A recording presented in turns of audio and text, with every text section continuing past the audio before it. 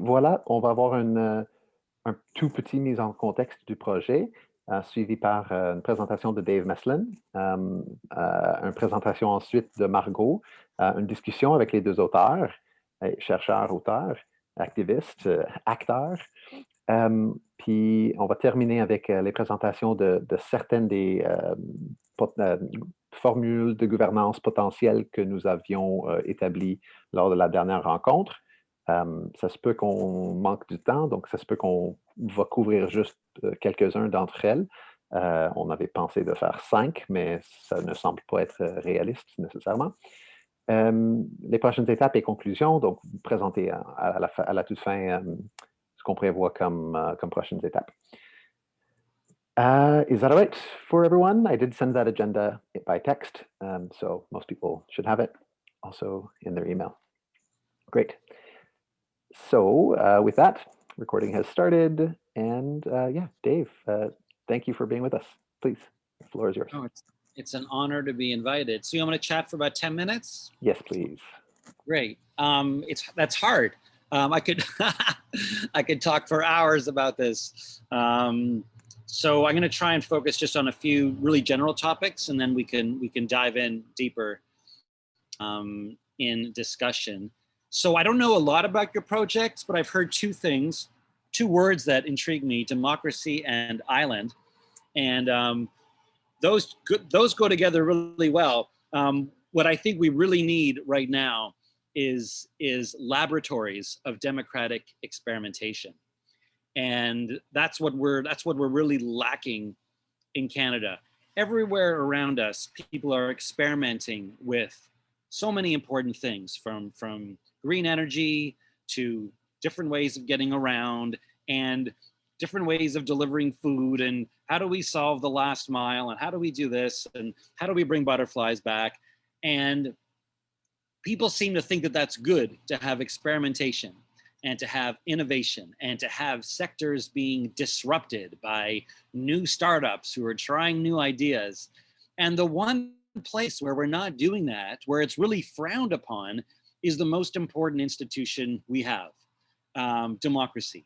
There's almost this like religious infatuation with the idea that democracy should look and feel the exact same way our parents did it and the same way their parents did it, to the extent that, you know, literally the physical aesthetic of our legislatures are never changed. You know, they're rebuilding the House of Commons right now, and I bet they're going to rebuild it the exact same way it looked before, because there's a sense that if you change anything, somehow you're being, you know, sacrilegious. You're a traitor, and that the principles of democracy are carved in stone. And I think that's such a dangerous idea, especially when we know that our democratic systems are failing us. And we can just look at a few really simple, quantifiable metrics, such as voter turnout, how many people are voting, which is really the easiest thing you can do. That's not participatory democracy. That's just once every 4 years, you check a box on a little piece of paper, and we're having trouble even getting people to do that. And I don't believe it's because they're selfish or stupid. I think it's because they don't trust the system, and I don't blame them. So voter turnout is low. What about gender representation in our elected spaces, whether you're talking about a council chamber or a National Assembly or the House of Commons? We still have a disproportionate number of men ruling almost all of our political spaces. And in fact, right now, I believe that every premier of every province in 2021 is a dude, which is crazy. Like, work out the mathematical probability of 13 spaces all going, that would be like rolling a two-sided die. Not that gender is binary, but just to simplify this, a two-sided die and coming up with the same thing 13 times in a row. It's insane. And then of course the data gets even clearer if you look at representation of Indigenous and people of color within a parliament or legislature or city council. In some of our cities in Canada that have huge levels of Black, Asian, Southeast Asian populations, we're not seeing those languages and faces and backgrounds represented. Those are the ones that are easy to count. It's harder to count things like economic background, you know, what class were you raised in? What profession did you come from? Or things like introverts and extroverts. Our legislatures are full of people like me, not just straight white men, but really overly confident, extroverted people who like to talk a lot, which is the worst kind of person you want taking part in meaningful, thoughtful discussions where you're supposed to come into the space knowing how to listen, not just knowing how to talk. So I think our spaces are way too masculine. If you want to look at a feminist angle, our elections and our parliaments are based on a landscape of fighting and hostility and polarization, where there's two sides, blue and red, and they fight against each other, and you're supposed to pick a team and hope that your side wins. And one side wins, and 4 years later, the other side wins, and it just goes back and forth. And I think it's boring most of us to death and angering a lot of us. And for those who are playing the game and getting paid to play the game, just like a baseball player or football player, they're having the time of their life. So too much polarization, not enough choice, too much toxic masculinity, whatever you want to call it, hostility. So that's the problem. And we've only had two parties in power sharing power for 150 years, red and blue, which is, it would be like having a Netflix that only had two movies on it, or going into a supermarket and they only had two types of food you could choose from.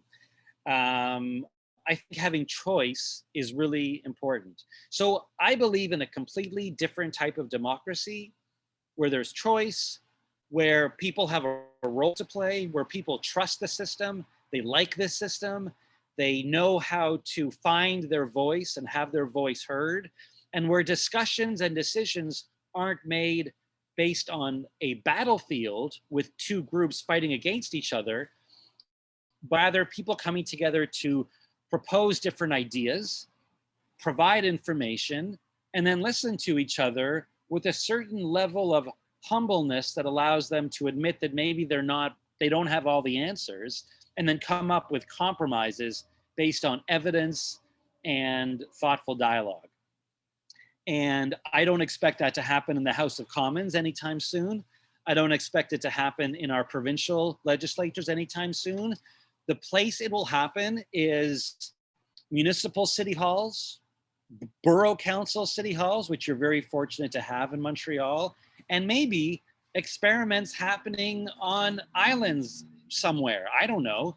But I think what we need, you know, there's that infamous mythology of like Bill Gates or Steve Jobs in a garage, you know, tinkering with something new and creating a whole new world.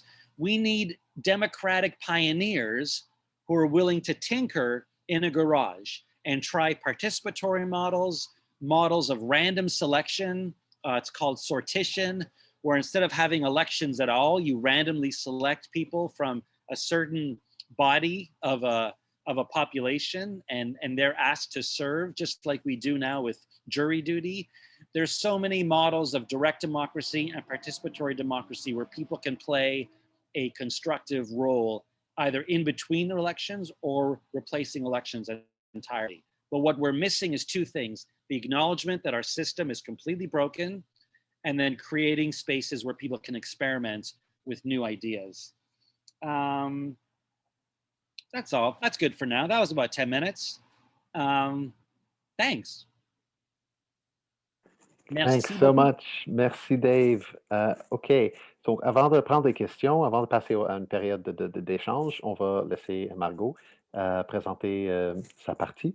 Donc, merci, Margot. The floor is yours. Okay, thank you so much, Dave. So inspiring. I will talk in French. Je vais parler en français aussi parce que I think it's important because we are in Québec et c'est important que les both languages soient représentés. Mais c'est aussi ma langue maternelle, donc je suis plus confiante de parler en français et plus à l'aise. Et ça aussi, ça fait partie des choses qui sont importantes à prendre en compte dans les designs de démocratie participative, de permettre à tout le monde de s'exprimer comme il le souhaite. So that's why I speak in French, but I will try to translate some parts to keep you keep the principal ideas.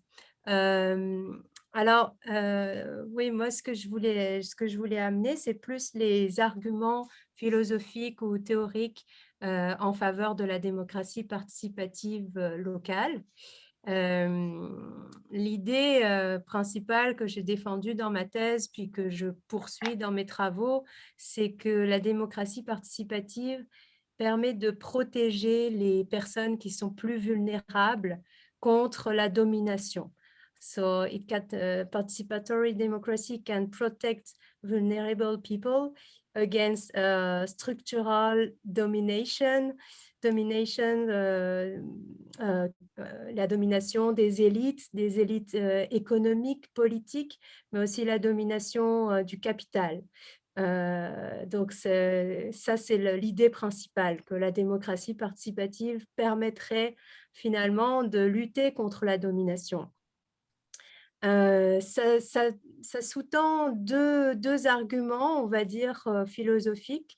Enfin, ça s'ancre dans deux arguments, deux grandes positions, si on veut faire un peu le ménage dans nos idées, nos raisons de défendre la démocratie participative.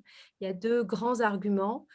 Un premier argument qui est plus un argument qu'on va dire éthico-politique et un argument qui est épistémique. So there are two main arguments, I think, to defend participatory democracy. One ethico-political argument and one epistemic argument. Le premier, donc, c'est l'idée que la démocratie participative assure plus de liberté. Elle donne plus de liberté aux personnes, aux citoyens, aux habitants, pas forcément citoyens non plus. Elle permet donc la liberté entendue comme non-domination, la liberté entendue comme émancipation, empowerment, donc plus de liberté.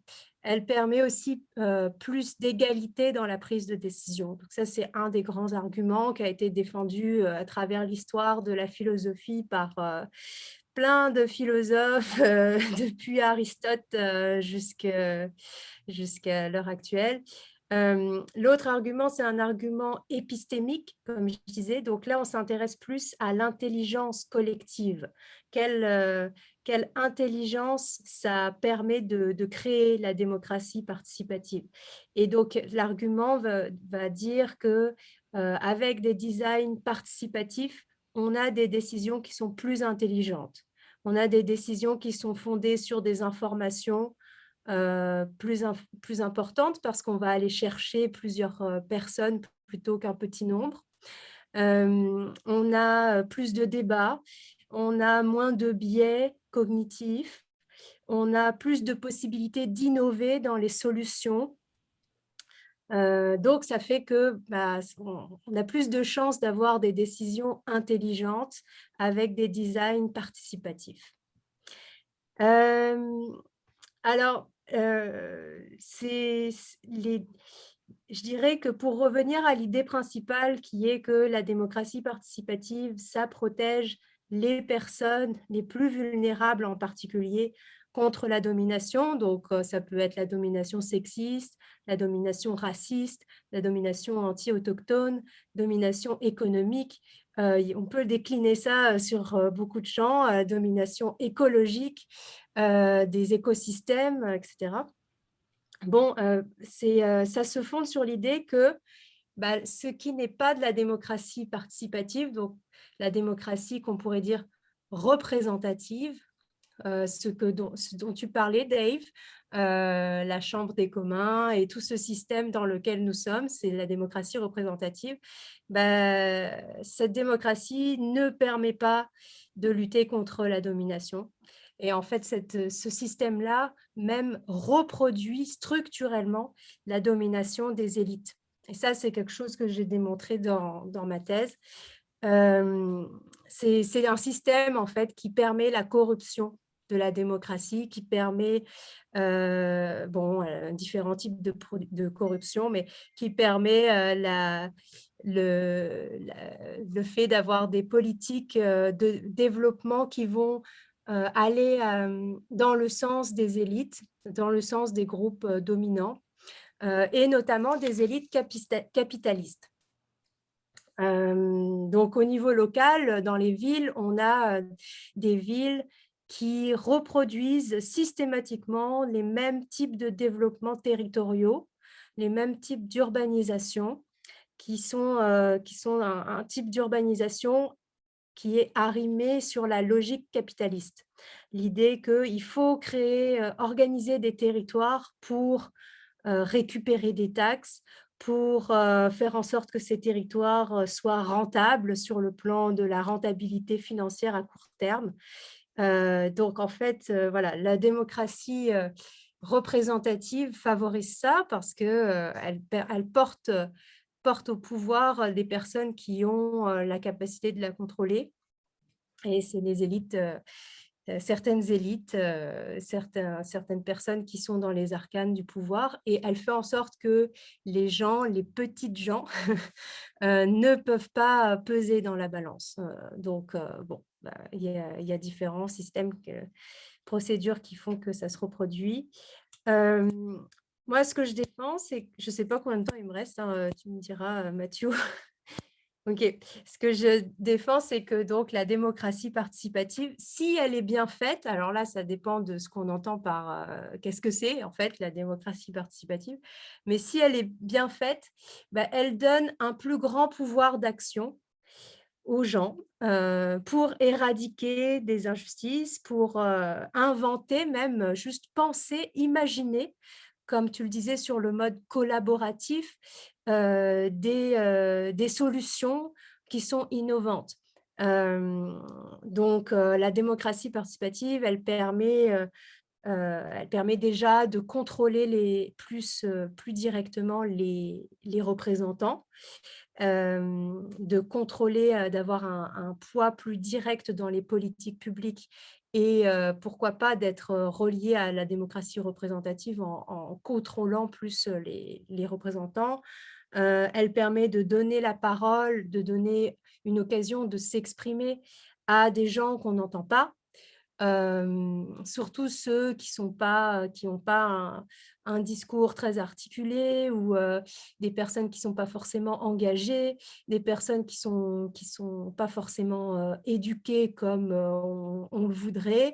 Avec des designs participatifs, on pourrait quand même permettre à ces gens-là de s'exprimer, de donner leur point de vue. Et la démocratie participative, elle permet l'émergence de nouvelles idées. Des idées, par exemple, non capitalistes, des idées qui sont là et dont on discute, par exemple, ici, et qui ont peine à percer parce qu'elles ne font pas partie des deux grands programmes politiques qui s'affrontent de manière classique dans la démocratie représentative. Voilà, je vais m'arrêter là. Merci infiniment, Margot. OK, donc sachez que je vais mettre la galerie, la vue galerie. Donc, si vous êtes sur caméra, vous allez être enregistré. Donc, si jamais vous ne voulez pas être enregistré, c'est le temps de fermer votre caméra. I forgot to do a brief overview of the project prior to David speaking, which is great, because most of you know what's going on. If I could just add maybe one more thing, it would, or remind us of one thing, it's that, we have a chance to be a laboratory. C'est un laboratoire. On veut innover autant au niveau écologique, au niveau de notre relation avec l'environnement, qu'avec notre rapport politique avec la Ville de Montréal, et d'incuber des solutions possibles qui vont pouvoir être proposé puis implanté au niveau des arrondissements de Montréal aussi. Voilà. OK. Donc, avec ça, let's open questions. Yes. What is the scale of this laboratory? It's a 4-hectare island that we have control of for the next 25 years, give or take. Wow. So at which time the island will be donated to either the Nature Conservancy or the Mohawk Nation. It remains to be seen how that plays out, but discussions are underway to make that happen. And in the meantime, we want to use it as a place of meeting for groups, any civil society groups, basically the civil society sector, to come together and plan their activities, advance their agendas close to the city in an ecological manner that doesn't require driving or flying or taking a bus into the middle of nowhere. Cool. So, and which is it legally? Which municipality is this island part of? Varennes. Yeah, so it's on the south shore of Montreal, which means we can have bonfires. Yeah, very important. Yeah. And okay. How many people are involved in the project? Maybe twice as many as are here on the call, approximately. Okay. I mean, people are involved in different ways, mais il y a quelques douzaines. Okay. And are there... Sorry, go ahead, Margot. Oui, je voulais savoir, vous avez fondé une association ou c'est quoi le regroupement? Donc, l'objectif de ces rencontres-là, c'est d'établir une structure de gouvernance qui vont durer pendant les 25 ans que l'île est sous notre gestion. Okay, so you don't know now. You don't know how it will turn. Oui, donc on va décider ensemble au fil des prochains mois. L'idée, c'est de prendre cet été comme une période de recherche. And after the summer research time, we'll make a decision in September or October. And then the island's governance will pass from private ownership, which is it's myself and my partner, Veronique, at the moment, to this collective governance of some kind. And some of the ones that have been mentioned that we're going to be discussing later on the call today are let children make all decisions. So it's Children's Island, and you find kids between the ages of X and X, X and Y, and they are the ones that get to make the calls.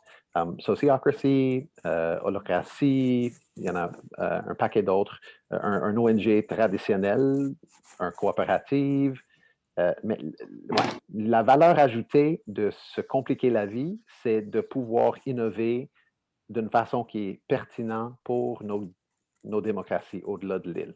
Parce qu'on pourrait facilement décider de juste avoir un OBNL, puis ça va rien apporter ou presque à la plus grande société en matière d'adresser à l'un des problématiques auxquelles on fait face.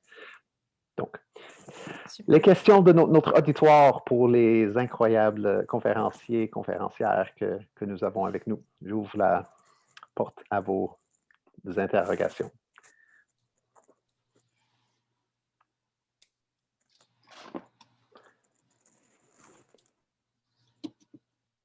Matt, any structures on the island? Buildings? No. No permanent structures are permitted. So it's a camping island that will be accessible 3 seasons of the year. And the rest of the time, if you want to walk across the ice, you do so at your own peril. Okay.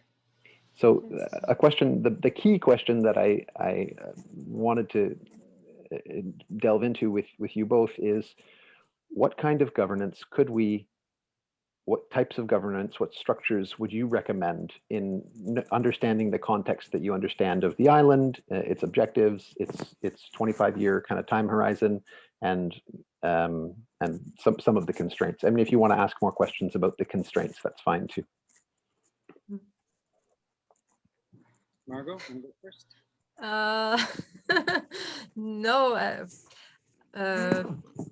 de mon côté, for me, I will not recommend something because I think it's your choice, and I think it's a really good idea to consult, to inform before taking an action. But uh, I don't know. I will not recommend something. You know, it's possible that it doesn't. I mean, if you look at the science of how evolution works, all the improvements happen by mistake, right? You have random mutations and then the best ones move forward. So maybe your goal should be to try as many things as possible. You could create periods, 6 months or 1 year, and every year you try a completely different model. 1 year you actually put the kids in charge. 1 year you do random selection. 1 year you use some kind of online direct democracy voting system through an app. 1 year you do something with dots. I know 1 year people who you are do good at communicating with birds. We could have them translate what the birds are saying. Totally. And 1 year, make it authoritarian. Just you pull a name out of a hat, you're in charge. See how it goes, so you can compare it. You know, maybe it should be not about picking the best model and trying it, but seeing how many models you can try. Mhm. Yeah, that's kind of what's going on in a sense. Yeah, I think that's what Matthew's saying. Yeah. No. I mean, I was thinking we would end up on a model that had the highest potential for applicability, but I'm also very, very happy to go crazier than that. Yeah, I think I agree with that. You want to experiment, see where there's traction, interest, people's commitment and time. I mean, a general comment I'll make to both of the presenter is that part of the dynamic that is going on in democracy is that engagement is hard to obtain given the economic conditions of people as well and their busy life. It's a much more complex problem. The dynamic of what we're experiencing now occurred over thousands of years of evolution as well, but also hundreds of years of certain dynamic in the political systems. And there's a geopolitical aspect to all of this as well. There's resource aspect, there's change in culture, there's change in technology, obviously, that influence a lot of the ways we relate to each other and the ways we make sense of reality. A big part of democracy, for democracy to function, you need at least 50% of people to be educated and willing to understand the complexity of society and engage in it. And if you don't have that, then you don't have a democracy that's going to be functional. And then again, how this democracy is structured and how you get to change it is probably the most complicated, complex aspect of our society today. So I think experimenting like this on a smaller scale probably is a good alternative to trying to change a whole system, and maybe try to do some small experimentation and then learn from them, and that creates a field of experimentation and social innovation in that respect. Pardon. Yep, go ahead. Oui, je voulais rajouter dans le même sens, enfin, j'avais 2 idées. Déjà, on peut imaginer de créer une structure avec des portes de sortie, donc exit là, un exit qui soit facile. C'est-à-dire que si on se rend compte que ça fonctionne pas, ben, on pourrait modifier la structure, assez facilement. Et puis, oui, c'est ça les différentes, le fait d'expérimenter différentes stratégies avec comme éthique, collective que, on est humble dans notre manière de construire notre structure et que peut-être on considère que ça peut-être ne pas marcher. C'est déjà un grand pas, as you say, Théo. C'est déjà une manière d'expérimenter quelque chose qui est fondamentalement révolutionnaire par rapport à notre conception des institutions actuelles qui sont rigides, qui sont fermées, qui sont extrêmement difficiles à bouger. Alors que si nous, on se donne, enfin je dis nous, mais vous, enfin, si on se donne une structure qui est souple et qui permet de se retirer pour créer une nouvelle, c'est déjà une manière de s'entendre sur une éthique politique commune qui est que on va peut-être faire des erreurs et on n'a pas la science infuse, mais justement, on se donne les moyens de quand même avancer vers des structures de plus en plus efficaces sur le plan de la justice sociale et environnementale.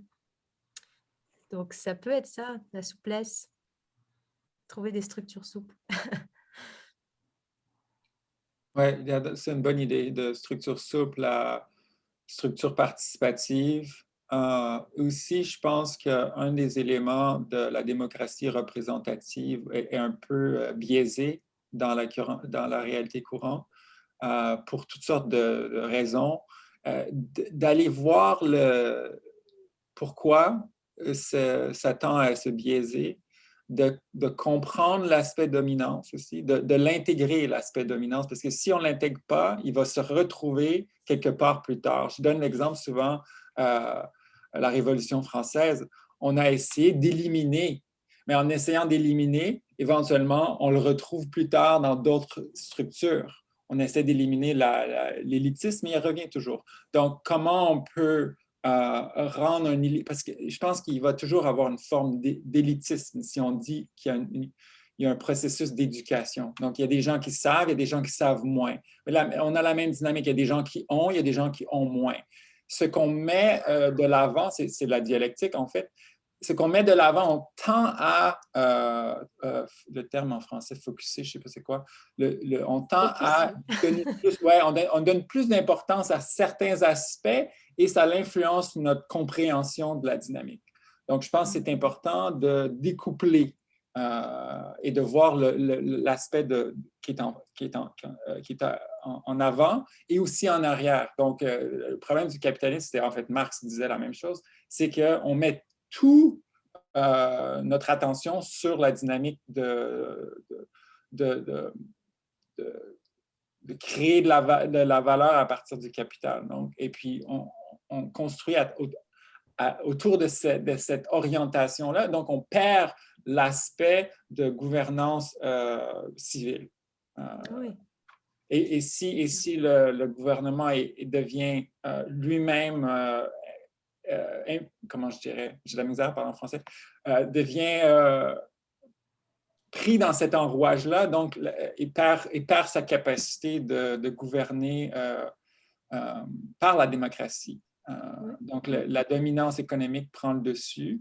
Et aussi, c'est important de comprendre l'aspect géopolitique de ça aussi. Donc, ça provient d'une autre époque. On peut voir la démocratie actuelle et le capitalisme, un compromis entre les courants plus traditionnels et modernes.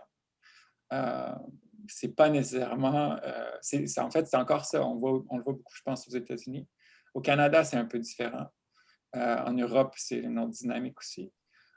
Puis dans le reste du monde, c'est une autre dynamique encore aussi, qui évolue différemment.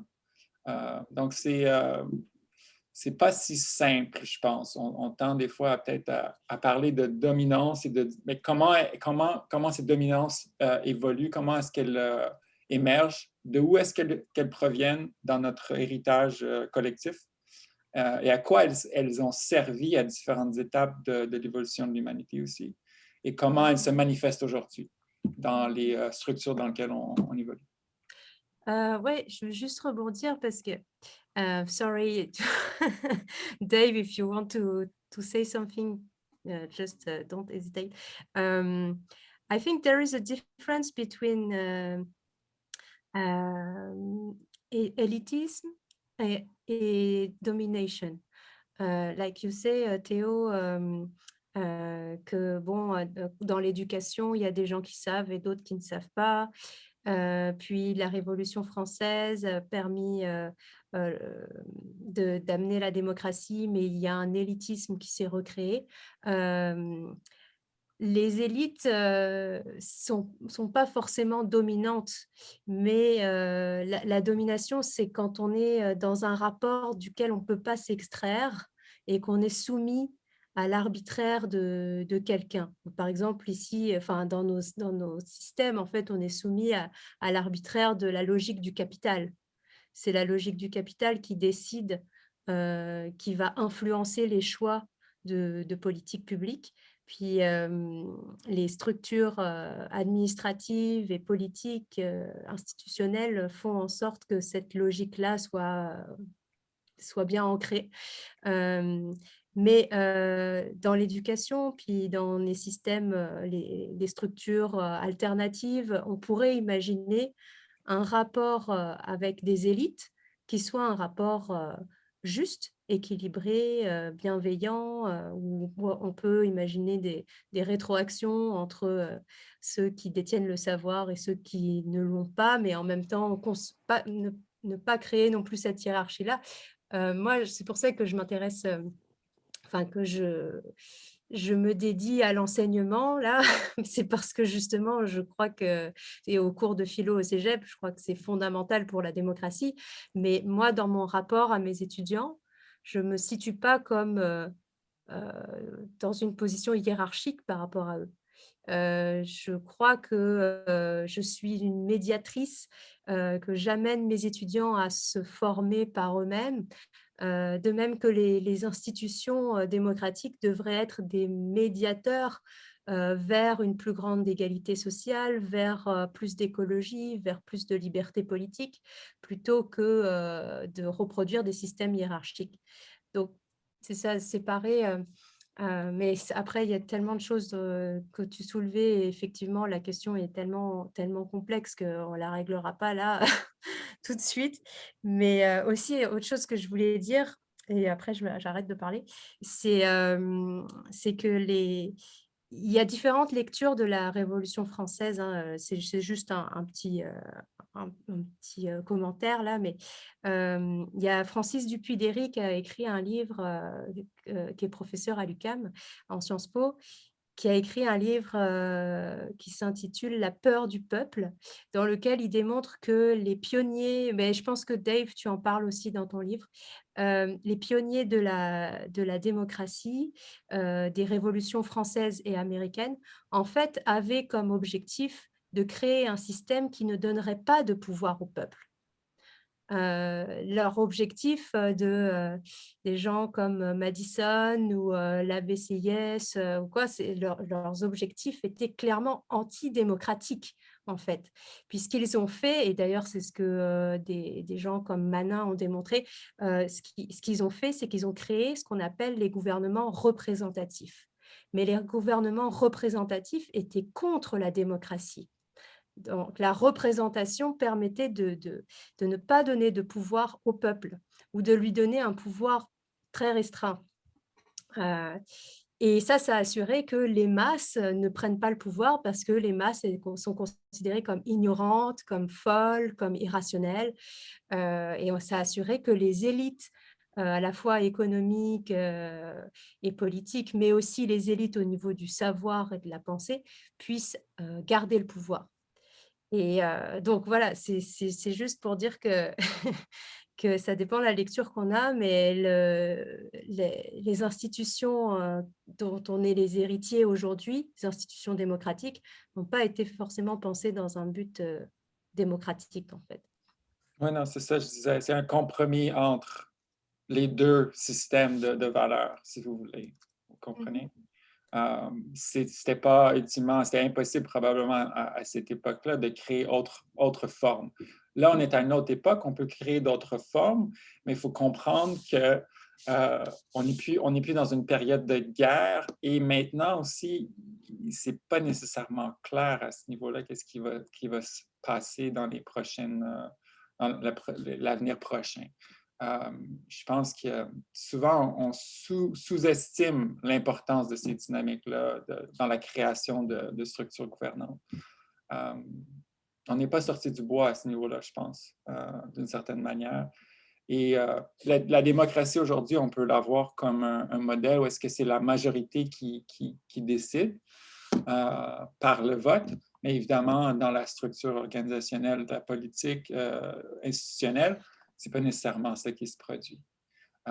Puis au niveau de la sensibilisation, de l'éducation, de la compréhension, de la complexité de l'évolution de ces structures-là, ça demande beaucoup de travail.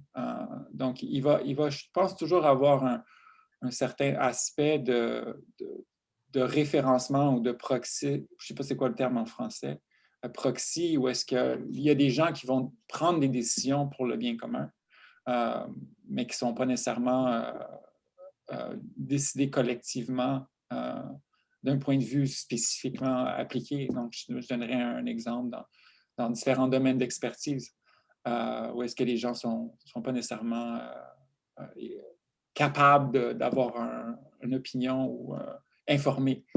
Donc, ça demande à ce moment-là un moyen de discerner, mais qui est-ce qui est humble et capable de prendre ce type et d'impliquer en même temps pour bâtir les capacités des jeunes et de la population en général, pour perdurer la capacité organisationnelle de la société. Si on ne bâtit pas la capacité, la démocratie, on le sait très bien, va s'éteindre éventuellement parce qu'elle va être dominée encore là par certains courants qui ont une certaine perspective sur le monde. Donc, la démocratie amène à ce que plusieurs perspectives puissent participer et ce n'est pas nécessairement toujours facile et évident parce qu'ils ne voient pas les choses de la même manière.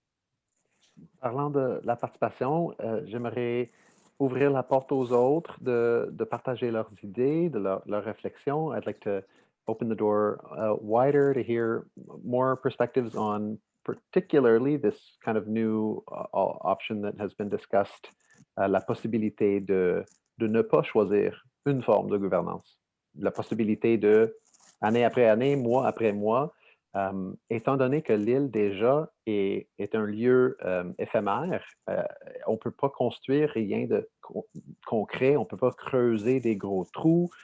We can't do anything permanent with the island to alter its, we can't, dig holes or build permanent buildings. Therefore, it lends itself well to a governance structure where a new governance could come in a year later and undo everything that was done. The changes can be very, anyways, with the exception perhaps of planting trees. Ouais. You don't want to plant trees a whole bunch of times, right? Rip them up and put them back in, rip them up, put them back in. But so thoughts around that. Ben moi, j'ai déjà comme écrit dans les messages, là, je trouve ça vraiment intéressant comme idée d'être comme un laboratoire d'essai. Mais voilà. Oui, c'est intéressant d'avoir une documentation de ça peut-être et j'aimais l'idée de Margot avec une sortie. On va essayer ça pendant quelques temps, puis après ça, on va réfléchir, on va apprendre. Aussi, je pense qu'il y a de la recherche des fois à faire avec, bon, qu'est-ce qui s'est fait ailleurs? Des fois, on fait comme un survol des secteurs, du secteur, si on peut, au niveau de la gestion participative. Fait que ça peut être une bonne... Agathe, veux-tu partager ce que tu as Oui, c'est partagé? ça, j'allais dire, il y a Agathe qui était pas trop qui émet une crainte. En fait, je pense que c'est pertinent de trouver des modèles un peu alternatifs, mais je me demande toujours à quel point si on veut donner plus en quelque sorte de l'horizontalité, mais je suis pas sûre que ce soit le bon terme. J'ai comme peur ou je sais que en général, les gens sont bien intentionnés, mais il y a toujours des exceptions. Puis des fois, en tout cas, par exemple, sur le web, ça qui se passe, c'est que c'est une minorité qui font les magouilles, les dégâts. Alors, je sais qu'il faut rester optimiste, mais j'ai toujours peur de ces aspects-là.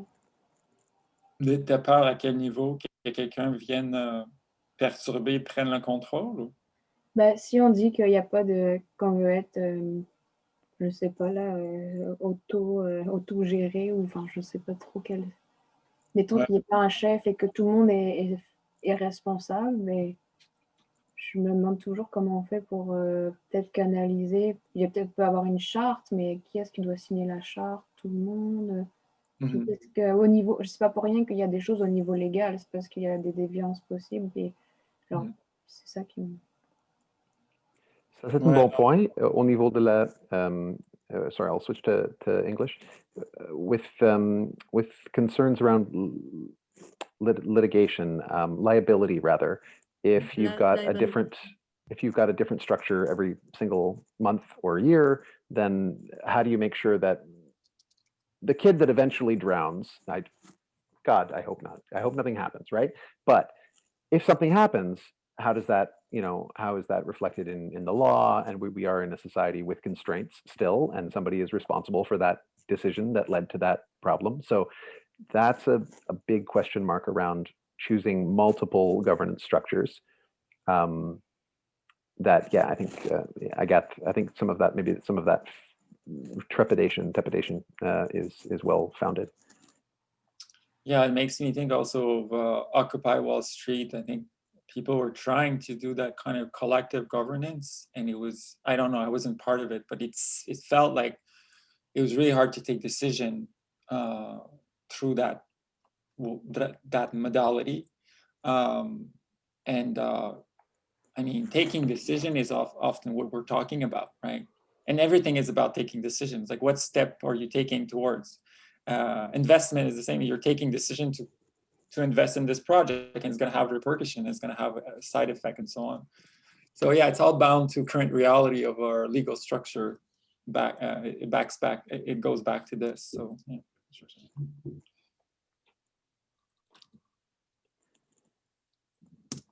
Tangibly, one of the things we would like to do is give the island away initially, and then manage it for the first 25 years, and then cede it entirely to whichever body ends up making the most sense, or we end up having the ability to do that with.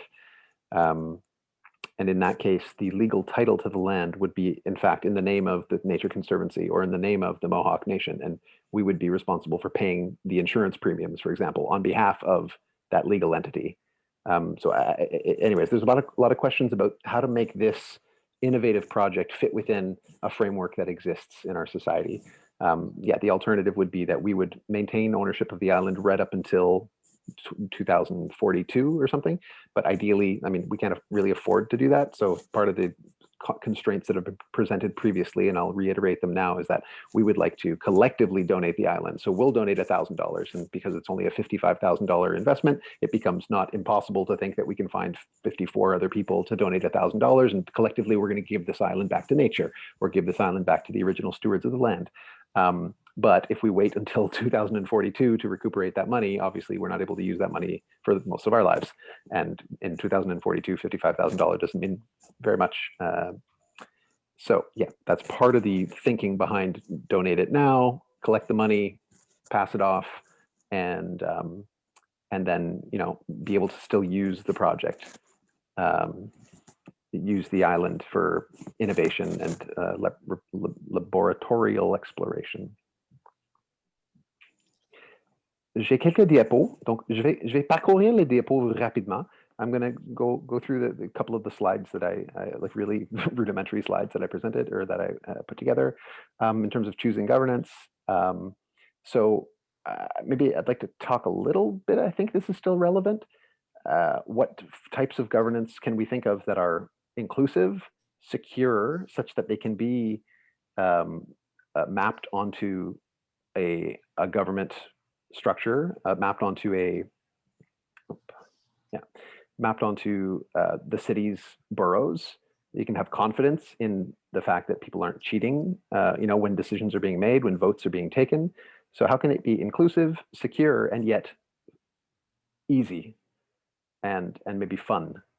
And I put question marks there to ask all of you what other criteria would absolutely be kind of, are these criteria valid, first of all, in terms of choosing a governance structure that's going to, or many governance structures that are going to help us innovate outside of the island context? Yeah, qu'est-ce que vous en pensez de ces critères pour choisir? Can you elaborate the three? Hey, can you hear me? Yep. So secure means different things to me coming from a tech context. Secure, I mean the same things I think it means. So can you go like with a paragraph, like a sentence of each of them? What do you think they mean? Yeah, so from my perspective, that as much as possible, the structure is not systemically advantage to anybody. So it's possible for everybody to participate equally. It needs to be For example, if all it was an online voting system, well, obviously we're going to lose some people. That's not inclusive. If all it is you must appear on the island on such and such a date at such and such a time to have a vote, otherwise you don't count. If all it is you must be on these Zoom calls with us, to make a decision, to have a voice, then that's not inclusive. So you need to find a system that can address as broadly as possible all of the ways that people might want to participate. For example, these Zoom calls you can telephone into them as well. So I do share that telephone number in case anybody wants to. There's nobody today that decided to do that, but that's one example of inclusivity. Security just means, for us, it doesn't matter all that much because the stakes are relatively low. However, if you're running a city, you don't want voters voting 10 times, right? You want to make sure that there's one vote per person in a democracy. So how do you make it secure in the sense that you can be confident that there hasn't been voter fraud? There haven't been mail-in votes coming from dead people and their dogs. And then this facility, the ease of use, it just needs to be more fun. It needs to be more engaging. It needs to be more experiential, maybe. I don't know, but it needs to be easy so that, again, you're not putting up a barrier to entry to people who don't want to or can't afford to take very much time or effort to participate. I think you're asking a lot to make it easy and without friction and secure. And it maybe like it's a bit of a dream, but I understand the intention. I think there needs to be some friction. I think there needs to be some debate. I don't think you can include everyone from the start. You can aim for that. You can, and also, I mean, if you're thinking of innovation in terms of social innovation, it means taking a risk, right? So yeah, I think that needs to be included in the broader picture here. Although you can aim to do most of that, and fun, I think, is making it fun and interesting, and this is working for a purposeful cause or a sense of meaning. I think a sense of meaning is more important in all of these aspects, in a sense as well. But yeah, that's just my general first level comment on this. It's time to innovate, Matthew.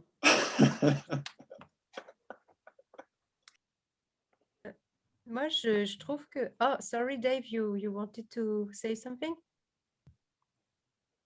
Nope, it's okay. Just watching.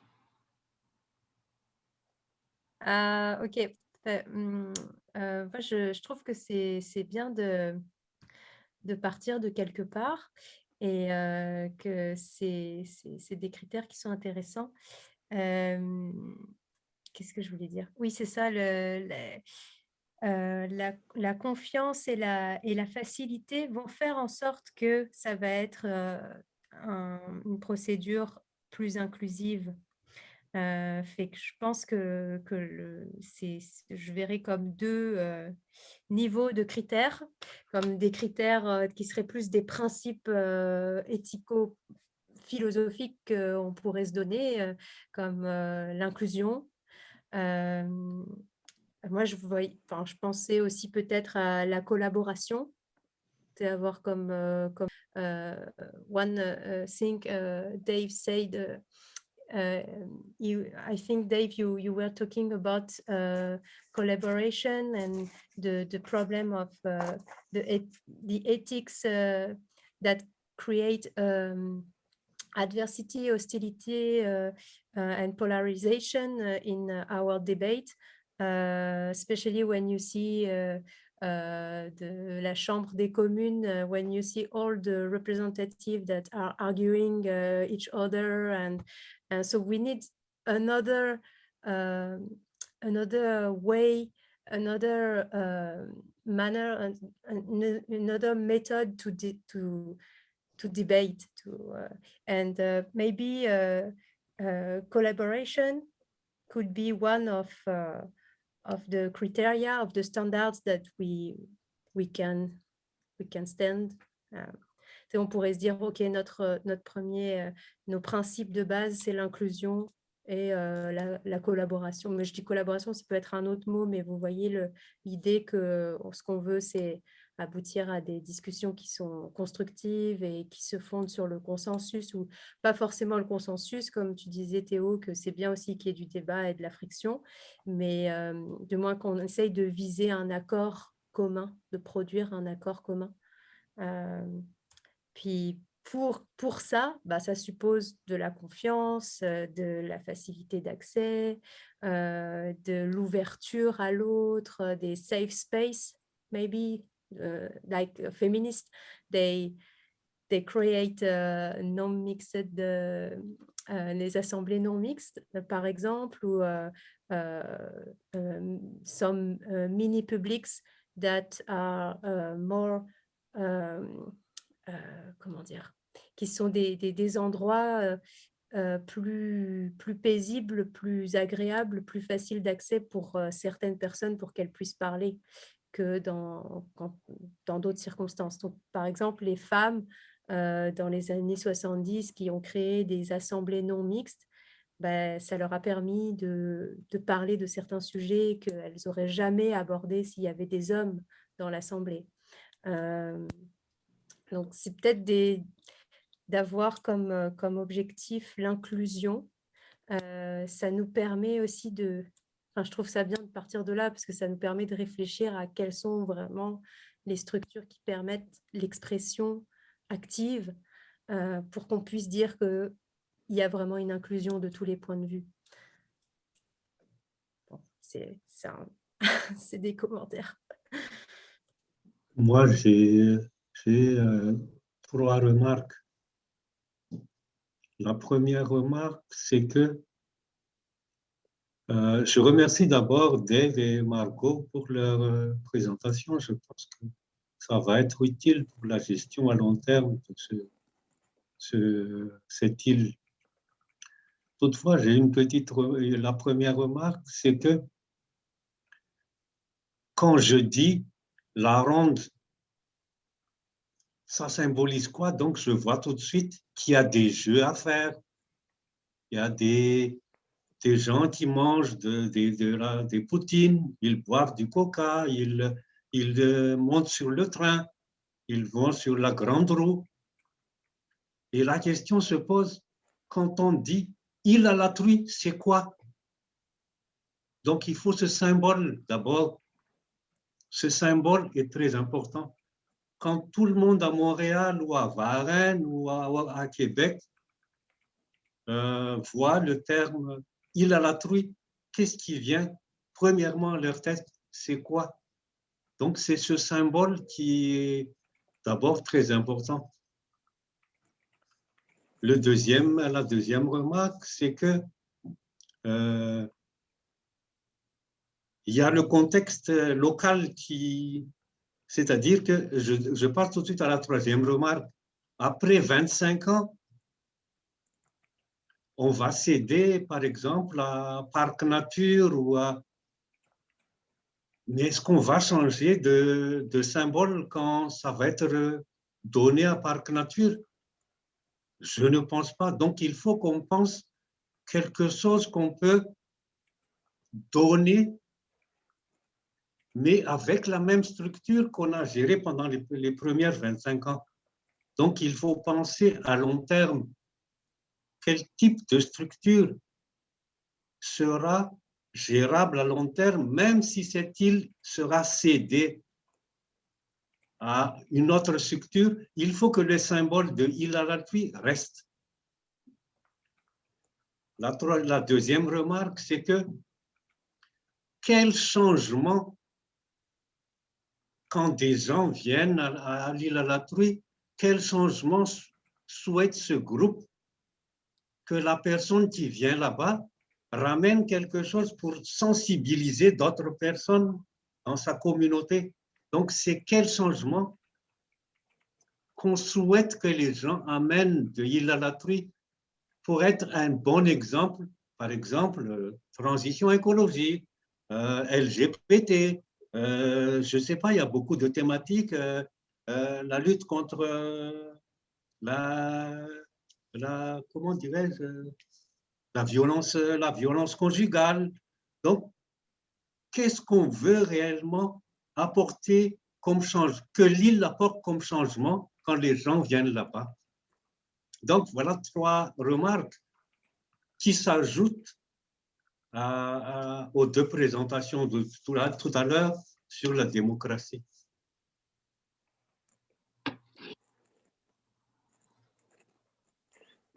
Merci beaucoup, bienvenue. Donc, I translated most of the points into the chat there, so that Dave, hopefully you can. Yeah. Merci, Mathieu. I'm going to throw a few ideas out there, and you'll have to excuse me. I'm not fully. I might have missed a few parts, so I might be repeating things.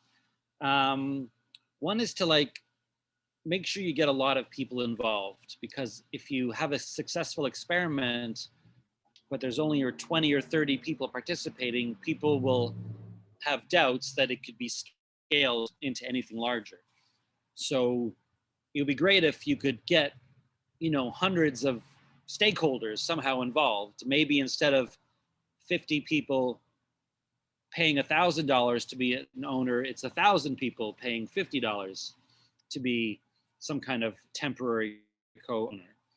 I wanted to say something about how direct democracy, if you take direct democracy too far, I think it becomes just as elitist as representative democracy, because of how much time it takes to participate. I think there's a middle ground somewhere in between.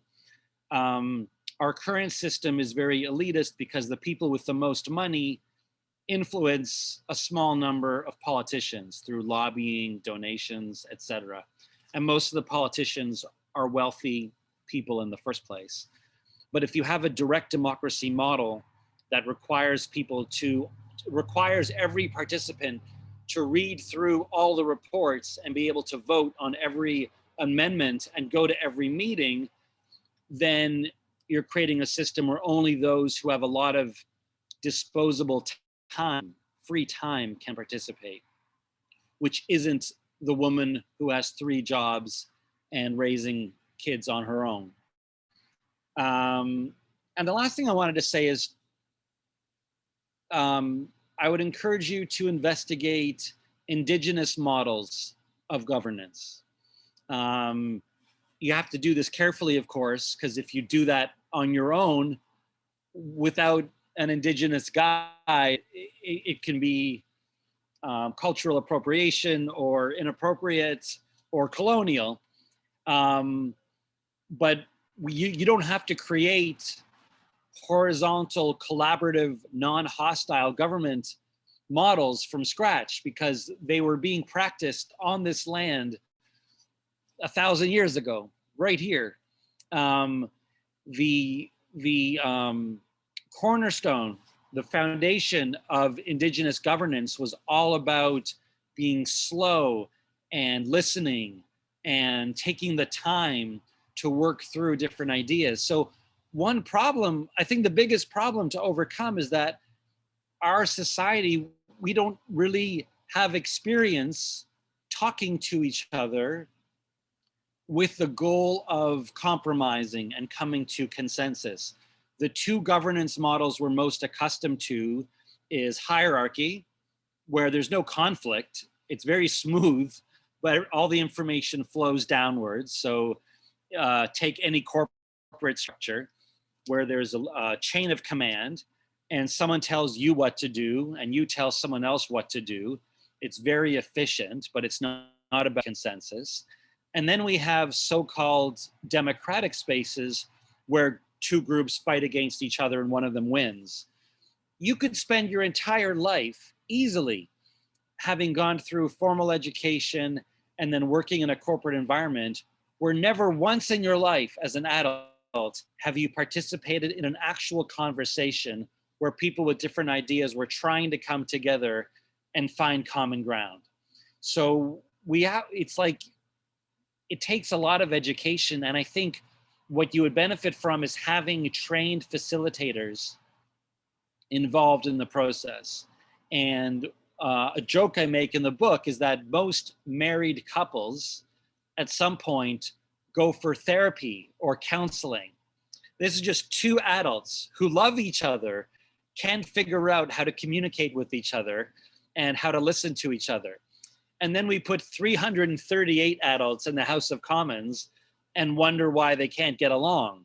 So in the same way that a married couple benefits from a professionally trained mediator or facilitator, I would look into the idea of having someone come into your group who knows how to de-escalate conflict and help people find common ground. So find wisdom through indigenous practice, and also find wisdom through people who are trained and know how to do this. We hire electricians to put up lights. We hire plumbers to fix our pipes. Hire a democracy expert to help you learn how to listen to each other. Merci, Dave. J'invite Lydia, j'invite Agathe, puis Jason, si vous avez de quoi nous partager avant qu'on achève, before we conclude in the not too distant future.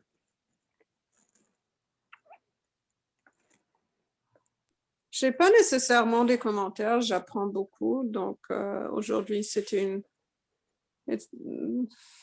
un petit, disons, une page dans le chapitre de la décision pour le processus et tout ça.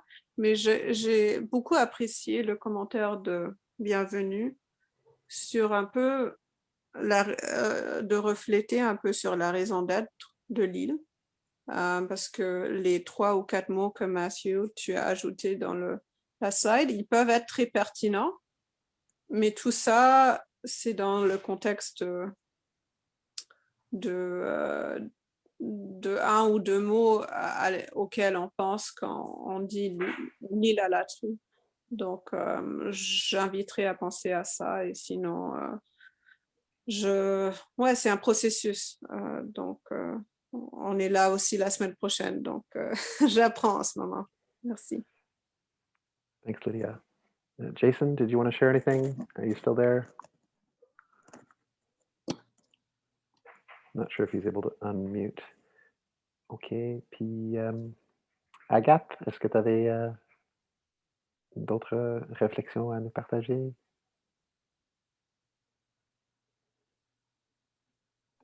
Moi, j'ai toujours plein d'idées, mais je pense que dans le contexte de ce qu'on a dit aujourd'hui, je vais me limiter là. OK. Dans ce cas-là, c'est sûr que oui, on va se rencontrer encore la semaine prochaine, jeudi, même heure, 16h. Et les prochaines étapes suite à cette rencontre-là, c'est de prendre une décision. Est-ce qu'on va poursuivre le processus d'apprendre sur chacun des formes de gouvernance, sociocratie, etc., davantage pendant l'été? On se donne le temps de visiter l'île, etc., tout en collectivement validant la vision du projet. So, giving ourselves the summer to make this decision, is that still a timeline that we want to adhere to? And then roughly January of next year, the time when we would switch over to like the decision making by flipping a coin or by listening to the birds or by whatever way we decide to go at it first. We can make that decision hopefully at the end of next week's call on Thursday. And we're going to have 2 speakers with us, Dror Etienne from University of McGill and Karen Tang from the McConnell Foundation and Participatory Canada. And so really looking forward to having them help inform our thinking next week. And with that, I will open the conversation to any other comments, but otherwise we've got finished for now.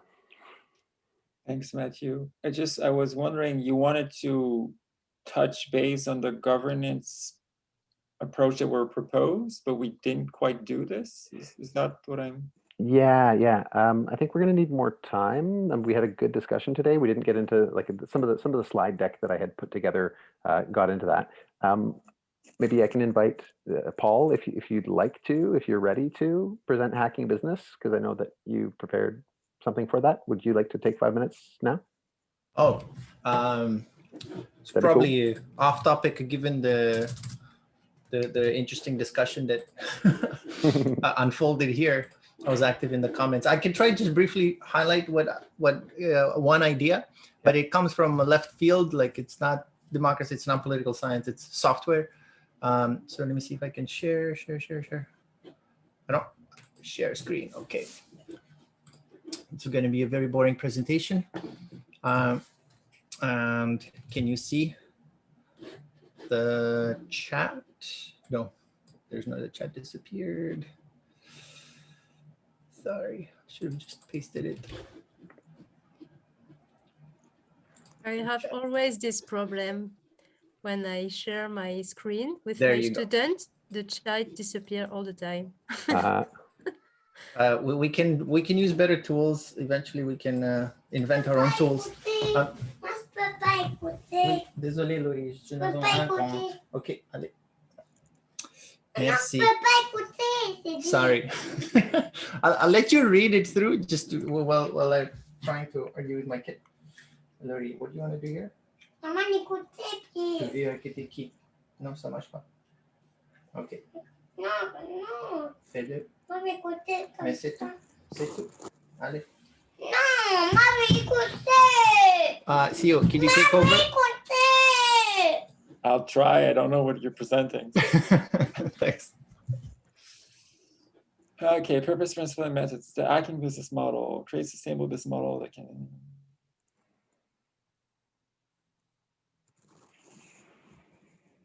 Okay, so it seems that there's a purpose, there's principles, there's a method, there's some rules. It might be a good idea to extend the process. We're going to take things slow. We're going to stretch it out a little bit longer than planned. I mean, the plans are totally arbitrary anyways. So I would suggest like reconvening next week and giving everybody a chance to really digest it, a decent presentation. Yeah, probably, because it's going to be hard without Paul's kind of overview to get a feel of what this is and how it could be useful in a given context. All right, just very briefly. In open source, that's how software gets designed. The economic model doesn't work the same way because of the licensing that happens in the space. So these guys figured out a way to apply the same ideas, but to a running organization. They used to build a MySQL database, but then they forked out, and this is a thing that you can do. If you don't like the governance, you can just decide to copy everything and move over in software. In the real world, that is difficult to do because you can't just split a house in two. You can't just duplicate it. You have to go through the painful process of splitting it into two, right? So to Margot's comment, she mentioned very early in her talk that if you, following her talk, that if you have an exit strategy, then you can mediate some of this potential conflict. So in the open source world, you have this trigger where anybody in the world can just copy over and start on their own, right? There's many incentives why you should not want to do that. And people don't do that. Many prefer to collaborate. But when things go south, that option always exists. So in that sense, what this hacking business model is a transfer from that, copy the code, run your own thing, but to the organizational model of how the people organize themselves to make decisions and share profits and coach each other. There's this concept of a VIP where everybody in the organization has a VIP number, and everybody has a manager, could be anybody else in the organization, in such a way that each manager's job is to increase the VIP number of the person they manage, right? So it's everything is peer-to-peer. And what's interesting I find about this approach is that they have a hard limit as how big the company can grow. So I think it's 12 or something. If it goes beyond a certain number of people, then the trigger to split is automatic. So imagine too many people want to be involved in the LAT3 governance exercise, it goes above, say, 20. At that point, it could happen that that becomes a trigger to split it into two communities, so that would run and govern themselves. And the rules for split could be framed prior to engaging.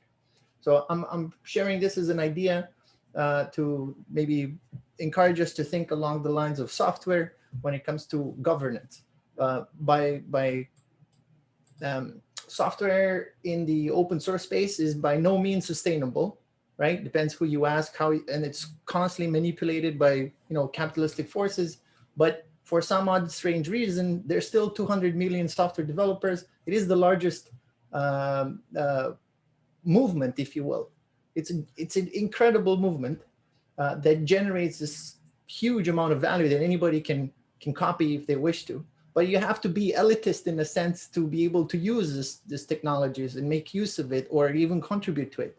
So it's got its own problems, and it's not really clear how to make the whole thing more sustainable. But I think there's some ideas that we could use, borrow, appropriate to this island project.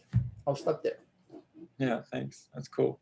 And it makes me think of the commons. I don't know if we've talked about this before, but the idea of the commons as a counterweight to private dynamics and even national structure could be something to explore. Somebody made a comment about looking into indigenous governing protocols and how they can also be maybe augmented or adapted to current reality, because things have changed quite a lot in terms of our understanding of reality as well.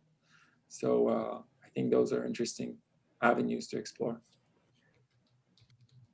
What I'm taking away from this is that it looks like at this moment we're trending towards let's just pick a system of governance for next year. This year it's predetermined that it's a dictatorship. I and Vero get to decide kind of what happens on the island until we decide to kind of hand over governance to this new body next year, and at the same time ownership, hopefully paperwork, things like that. So we're going to get the dictatorial thing, and part of my decree, part of our desire is to have people visit the island, because if they visit, they'll be like, oh, this is cool, like it'll be more real. So so please, in the Miro, please indicate when you'd like to visit and send an email to il@latruie.ca, and that will help us collectively appropriate the project, and then so I think next week we'll have additional presentations, but it looks to me at this point like we're trending in the direction of, okay, next year we pick hacking business, and then we just know that the door is always open to consult with kids the following year or what have you. And so how does everybody feel with closing the conversation on that note and reconvening next week? Sounds good. I'll just make a last comment on what you said, is that you're making a commitment to something.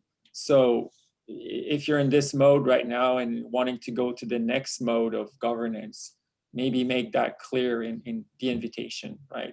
And that now it's governed that way, but we're committed as stakeholders to move it into this other ways when some criteria are met, or I don't know. I think it's up to you to think more about how you want to do this. And I'd also agree with the three distinction that were made about the purpose, the longer term perspective, and what's the intention that you both came in with this, right? Mm-hmm. What's really at the core, because I think there's a larger message there, right? And that's the 2-minute video that we put together with Bienvenue and with our friend Julien and Vero. That's the 2-minute pitch. That's the kind of the vision, and it can change, it can be adjusted, but that's where it stands right now. So latruie.ca takes you to that video directly. Yep. But again, that's up for modification and massaging moving forward. Bon. Thank you so much, Mathieu and Merci. Dave and Paul for the nice presentation. It's so interesting. You have so many ideas to explore. je peux juste, je suis très contente d'avoir participé à cette discussion.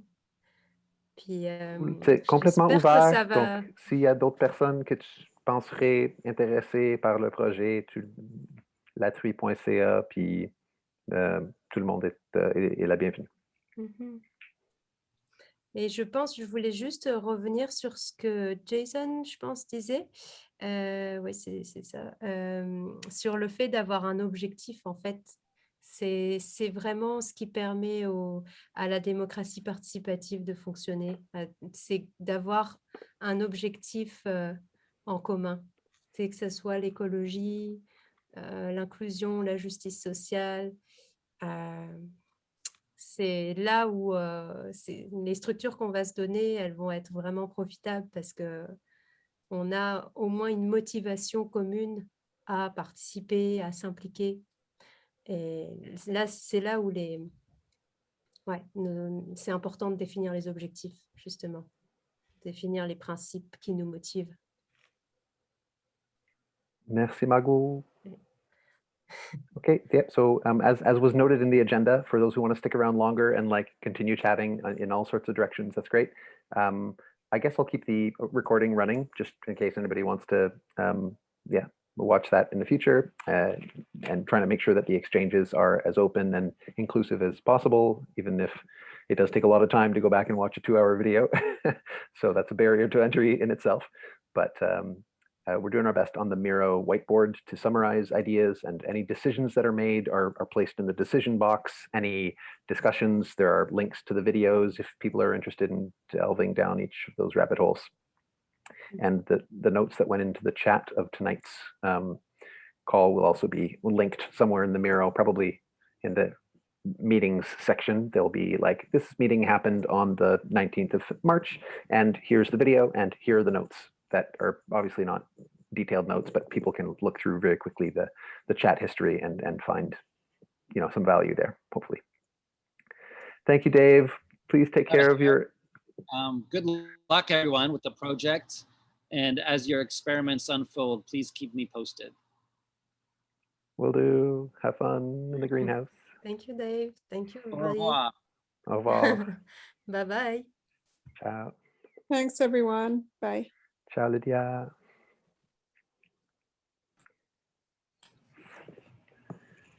All right. So, I think it's going to be tough to absorb all these ideas. People might need time.